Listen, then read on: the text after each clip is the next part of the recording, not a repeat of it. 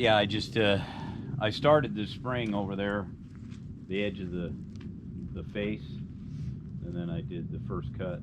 Would have been the tailing. Of course, tailings are back there. And the second, and then the third, I did this piece, and I was just kind of right on the corner now. Your bank here is not as high as the bench over there at another place. No, in fact, there's a remnants of a drift. You see the timbers and the cable. Right. So there's one right there. I missed it by 10 feet maybe. Yeah. And then that clump of trees up there. There's another great big entrance to a shaft. Yeah. There was one right here that mined through, and then there was one right at the end of the claim. And I've got a friend who comes in and he's been mapping the end of it for me, and it's coming out. The values are looking really good. And this is all. See how much shallower this is right here? So next year I think I'm gonna mine this instead of going up because there's overburden gets a lot thicker. Oh yeah, yeah. Yeah, well that's the thing I'm looking at up there. There's drift holes, so it looks like it's got good potential, but that's 100 foot. You know, I'm looking at on that bench height. Yeah. Well, we need a water cannon. And I've well, I did a bunch of We hiking. actually have one. I did a bunch of hiking around there last fall. We're short on hose. Can't go far. This is when the core guy was out the other day, and I just found a tusk laying right on the bedrock right here in the corner. Mm-hmm. And he was talking, this is permafrost. I go, I think you need to look up the definition of permafrost because perma indicates permanent, right? I said, so how did that tusk and the gold get laid down in the bottom of this if it was permanently frozen? And all this climate change and global warming shit everybody's all alarmed about. Mm-hmm. When that laid down the bottom of that, under all that gravel and all that muck, had to have been a lot warmer, right?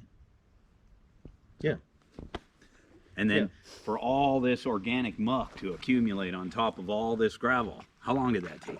And how much it had to have been a lot fucking warmer then than it is now. So, so why are we so alarmed about the climate changing? Because somebody's making money off it. Exactly. It ain't me. No. Fuck, you know what? I was standing right there a couple days ago. I don't think we introduced Sheldon to our audience. Oh. Yes. This is Sheldon. He's the miner. Hi. I was standing right there a couple days ago. I dug a hole about probably 6-8 feet deeper than what you see the top of the water, and I dug in and panned to the very bottom because it didn't before it filled up with water, and I didn't get anything. About a foot off that, I didn't get anything. Right at where I had dug down to, I got about 4 inches down where the pay was done. I got out of there, walked up here, and was getting this all ready, and that whole hillside came down and just buried that spot. It's like, oh, holy shit! I'm glad I was thinking about it when I was down there too. I kept looking up at that, going, man, and I really like taking the excavator, put it out on the bank, and test it out here. Well, normally that's what I do, but It's nice to look at the layers. It was dry, and I got down there, and I'm like, okay, I'll pan it real quick, and then Yeah. I kept looking up at that, going, man, that could be bad, because I'd already had this built in, because what we're standing on has all been mined, and then like today, I'll swing the stacker over, and then I can just let my coarse tailings fill this in, and because with my big machine down, that's what I tail with too, and it kind of I have to set up a little different. So you're going to get the big machine back up today? Oh, probably not today. I'm going to work on it a little bit, but I'm working by myself, so if I'm working on that, I can't be sluicing. So. Yeah. And the sluicing is. And if someone in our audience wanted to apply for the job, you'll pay 50 cents a day, and they can provide their own food and equipment. Yeah, you got to bring all your own stuff. Yeah. Actually, I have my buddy Brian that's here. He'll be here sometime, but he's operators worked for HC since Hoople started, and he's been doing it a long time, and he's been here every day. He just comes almost every day, and he plays around down there, and But he's like, he got burned out on construction. He didn't want to be on equipment anymore. But now he's like, he used to go for hoople and he'd clear 40-acre parcels. And he was like, now I used to dig down to the bottom, get down to the bottom of the gravel. And I'm looking at this stuff now going, how much did we throw away in the last 20 years doing stuff for construction? Yeah, it's if you're doing construction up here, it's stupid to not at least check it. Yeah. You know. Well, I was telling him that in Juneau as a kid, and working for my dad, and Basin had a big rainy flood, and it washed out Basin Road up by the entrance to the AJ on the backside, you know. So we were up there. I'm driving truck, you know, we're hauling corn out the waste and getting ready to put the road back, and I'm standing there waiting to get loaded, and look, I start looking on the ground, and I'm like, God be damned. Start picking up nuggets off the ground. I was like, wow. Start putting them in my pockets, and then the next day, Dad goes at the, you know, we're all getting ready to go in the morning, and he says, hey guys, all those nuggets you picked up yesterday, I need them. I said, everybody's like, why? He goes, well, because somebody else has the mineral rights on that ground, and it actually belongs to them, so it's stealing. Okay, so we were all like, yeah, because he said, for one, he pointed right at me and he goes, the owner saw you, son, pick up some nuggets and put them in your pocket. Like, yeah. Well, he should have picked them up himself, damn it. Pay me for my efforts. I'll show you this. I saved it yesterday. It was one of the pans I took from down here at the end of the claim. So this is one from underneath where it fell back over it. What's that? This is from where it fell back over it, or from another spot? No, this is just right up. No, yeah, because you said you didn't get this it is down there. No, I didn't get it, but this was from right up at the end of the property. So, and it was a good pan. Oh, yeah. That's why my buddy keeps coming back every day, because he's finding it. So that's nice. Yeah, yeah. That's real nice. So that was just a pan, you know. So. Yeah. But, you know, then the claim owner came out and he did a pan from over there, and then he was like, now he's coming out today to have a meeting about how what we have to do. And I'm like, the whole bottom isn't covered in it like that. No, if you've got only this much of it that's like that, you can't dig up all the rock to get it. That was, we had one. It filled a whole bunch in a snooze can. It was probably 10 times that much in a pan. And we took that. That was when I was mining with Curly many years ago. And him and I both, we were like, damn, this is good. This is good. And we moved the plant. We set everything up. And it was in this quartz little itty bitty bowl. We couldn't even get a full bucket. It was like, that was rich material. But it wasn't even one bucket of material.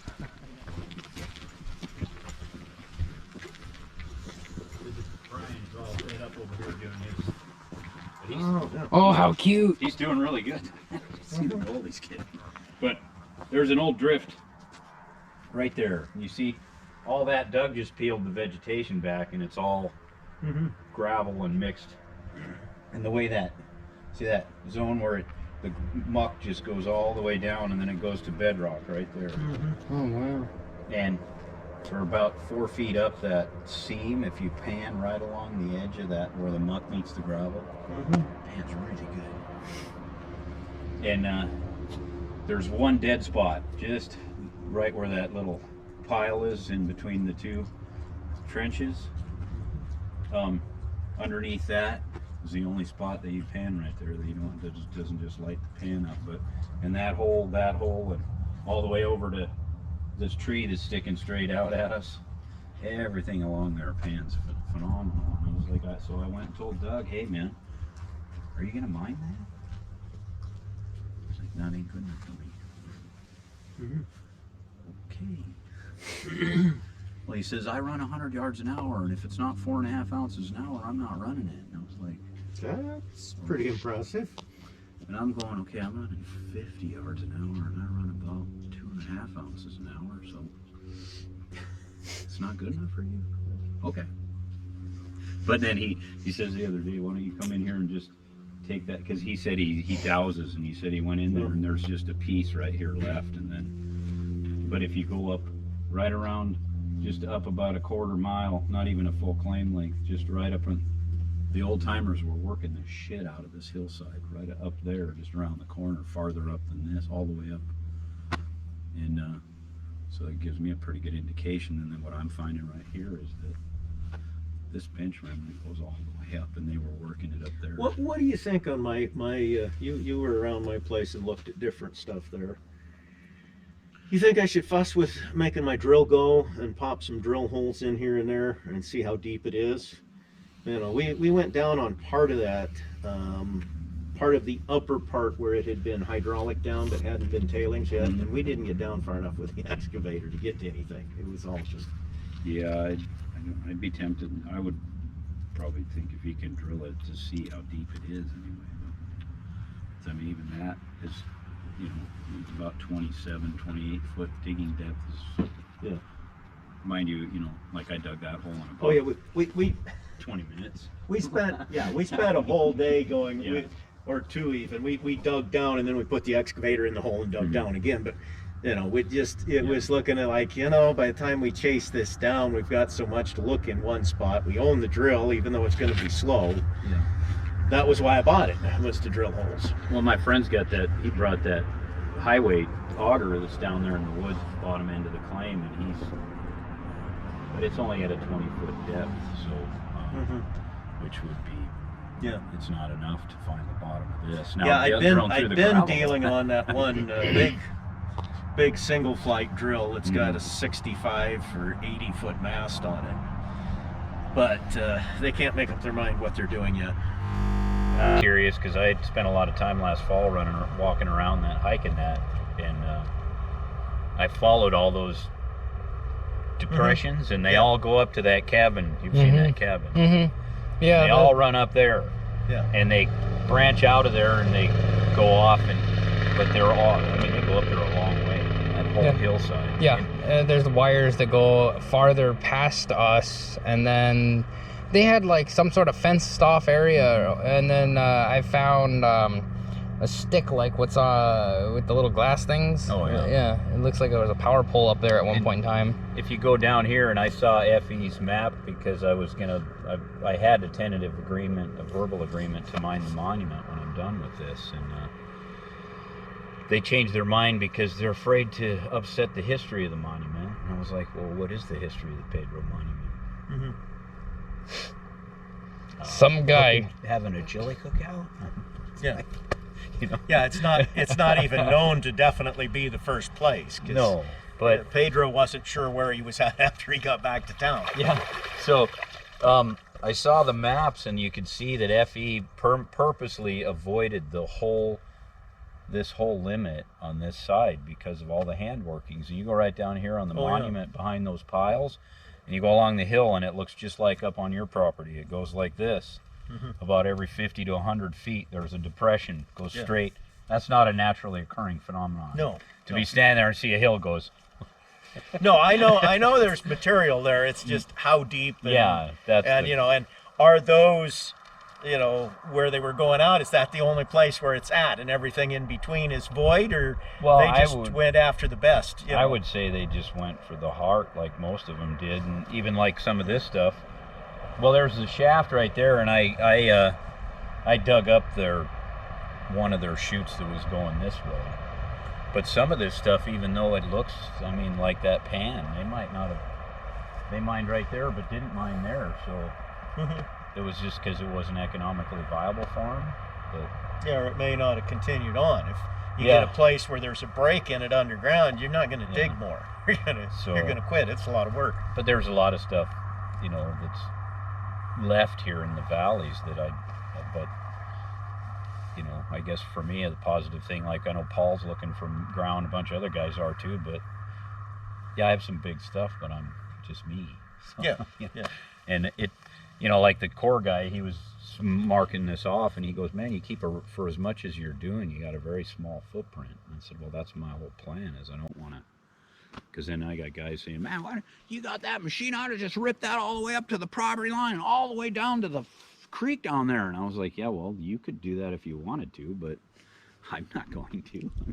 Because number one, then I have a, 20 acres all ripped up, and then then I get a lot of attention. As it is right now, people go, wow, it's not it's actually, I've got about 3.5 acres if you know when you consider my pond and everything. But I want to get off state land. I don't want to be on land that belongs, that I have to, like this guy that owns this claim. He just turned around and decided, after I had this halfway stripped, he wants to have a meeting with me. Well, he's coming out today, so I'm kind of expecting another, except we have a written contract now that I'm not gonna, he just basically extorted me. He said, well, you either pay what I want you to pay or you can get out. And I said, well, I got, legally, we could fight this out in court, but we've got a written contract with, and I'm already thoroughly committed. So, but I said, what he basically wanted to do is I mined 30,000 yards or so of the tailings from that corner all the way to the gate, all the way back up to here. And then, you know, the tailings were like right up to this edge of this, right about where those trees are, all the way down. I mined it all. And now I finally get the virgin bench. Yeah. And then he's like, well, I want more. I said, well, I want more too. But I said, in the end, it's the guy that does the work on the ground that ends up with the least. So, and I said, man, he's got I said, you have no risk. Well, bullshit, I got risk. I'm the claim owner. If something happens and they can't get money out of you, they'll come after me. That provides that the miner's honest, because I've seen that go the other way too. You know, I've some people I know, it's like, well, he doesn't know how much we take out because, you know. Yeah, but John, I'm just not that kind of person, John. Yeah, I know. I mean, I thought. I know. No, I'm not suggesting that you do that. I'm just saying that you know, I've seen. Well, my wife and I had that conversation too, because she said, you know, he's really stupid because he's pressuring you now, and does he not realize that if he can't trust you, you know, ultimately you're the only one that knows what's coming out of that box. Yeah. No, what a fool, man. If I was a different kind of person, I could fuck you so royal, but. No, I remember someone that I won't mention, but and I thought very well of their level of honesty, and I was looking at mine in some ground, and I said, but you know, it's I think I said it was like 20% on this piece of ground, which is, you know, fairly high rent, but at the same time it was already, everything looked pretty good, and I didn't mind paying the 20%. And I was talking about the ground, and I talked to this one friend of mine about it, and he said, well, you should be paying 10 or 15, and I'm like, nah, 20's okay. And, well, you know, you can always make it whatever you want it to be, you know, and that kind of made me a little leery of what some people do. Well, it's funny because John asked me the other day too, he goes, you probably think I'm a dirtbag now, don't you? I was like, well, you know, you really shouldn't ask questions if you don't want to hear the answer to what I have to say, but the shoe fits. Well, I don't know. We've always had a good relationship. I said, yeah, so what happened we had our meeting and we all got together, our wives and us, and we sat down, and he said they were super happy. I handed them their bag of gold, and and then he goes, I don't remember that. Oh, so obviously now when we have a meetings, I have to record it. Because if you had problems and you weren't happy, why didn't you bring it up when we were all at our meeting in November? Yeah. Everything was fine. Otherwise, I would have definitely done things different. But now it's like, and then he goes, well, you know, I gave you my retirement. I was going to do this. I was like, bullshit. I call bullshit on that. If you were gonna do it, you would have done it. Most people, especially what they normally end up doing is either losing the claims, because they don't keep up on the claims. They didn't buy patented ground. They bought some state claims, federal claims. They didn't keep up on the assessment work, or they die. It goes to the son, the grandson, and then they don't keep up with the assessment work, because other than the fact that dad had this thing and said it was worth a lot, they had no idea what was going on. And you miss it for 1 year right after dad dies, which then there's all the vultures that come in and watch that. They say, oh, so-and-so just died. He had a lot of claims, and they watch for the ones that get missed on the work and go overstake it or stake it. Rude. It's rude, but a lot of this stuff is Cutthroat. already overstaked, though. You know, the good stuff. There's already, which shouldn't be allowed. That's one of the stupid things the state allows you to go if they're keeping track of this, why in the hell should you be able to claim a claim that somebody else? I don't care if it's, you know, for, well, in case he loses it. That's not how life works. Yeah, I know. So you mean that you trespassed on his claim and took minerals off to prove that there was gold there? Oh, I wouldn't do that. Oh, you wouldn't. So then your paperwork saying that you found gold there so that you had a reason to stake this claim is a lie. It's got to be one or the other. Yeah. They either stole gold from the current claim owner or they lied about finding gold. Which is usually the case, that they just paper stake it because, like if you look at this area, or you look at chicken is one of the worst I've looked at, is it's blanket staked, and it's probably, you got 4 people at least that are overstaking all the good areas, and then so then if somebody screws up, boom, this guy ends up with your claim. But then the state went around and decided to go retroactively and look back for the last 30 years in claim rental history and say, oh, well, you put the date past September 1st on your assessment work in 1993, so you lose your ground. It's like, what the fuck? Yeah. Because I made a clerical error like 30 years ago, now I've lost the ground. But they kept all your money and stuff in the meantime for you. I'm just, even one guy came by here one day, he walks in here and he's like, hey, what are you doing? I go, what the fuck, minding my own business? I'm playing in the dirt. He goes, do you ever find anything? Well, fuck, lots of these, man. These are fucking cool. I just like rocks. And then he asked me what I was building, and I go, timeshare condos. How many do you want? That was just like finally he leaves, and I was just thinking, really, are people born that stupid, or do you have to practice? It's a combination. Yeah. You think he was a tourist? Yeah, probably. Then I get there's some dingbat comes around here until I finally ran him off a couple weeks ago. He was metal detecting in the trees down there on the bottom part of my claim, and he was like, "Why come you're not down there mining? You should see the shit I find in the top of them dredge piles down there."